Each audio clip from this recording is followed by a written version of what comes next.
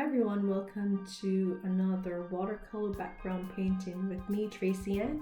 And today's scripture is Ephesians 2:10. For we are God's masterpiece. He has created us anew in Christ Jesus so that we can do the good things He has planned for us long ago. And I just want to remind you that my shop, we're making these background prints for my store, CrushonCovers on Redbubble. So let's get into it. Today's technique will be running textured technique.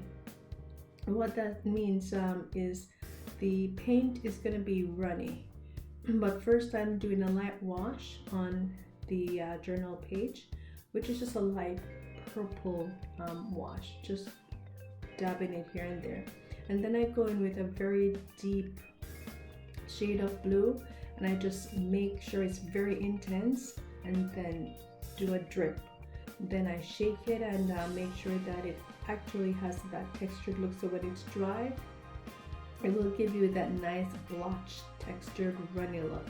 And then I'll repeat the same motion again, and I'll go ahead and drip. See how the water intense blue is actually spreading out? That is because the page is actually wet. So the texture is going to look really good and runny, and that's because I wet the paper first. So you want to consider it as a wet and wet technique, but this is mainly because I'm trying to get it to run. And I'm not, if you notice, I'm not doing it just like flush, doing a flush wash all throughout the paper. I'm skipping out parts and areas so it can give a layered texture. And then I go ahead and I finish at the bottom, so I don't wet the whole entire page completely, and then I do my deep intense drip. I do portions at a time, and then I try to make sure it is it's wet, and then I do the blotches and also add my intense color to it. I'll go ahead and I'll let that dry.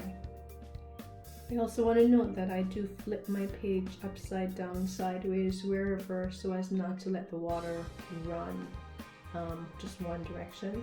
After it is dry, then I go in with my second technique, which is the wet on dry. So wet paint on a dry surface, or partially damp. I like to make it damp partially. And then I go in with my intense blue, just to give it that extra layer, so it looks like it's what word am I looking for here? It looks like it's layered rather than just a pale wash in the background.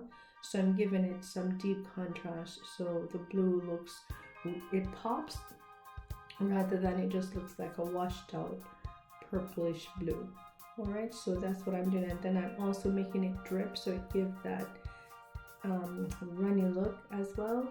I'm not soaking my page, but I'm making sure that the paint is intense in color, but able to run enough. So you want to get that consistency that it's not totally runny, because I've already done that in my first layer, but I just wanted to get the second layer to have that pop, that kind of a pop look, and I get it to run.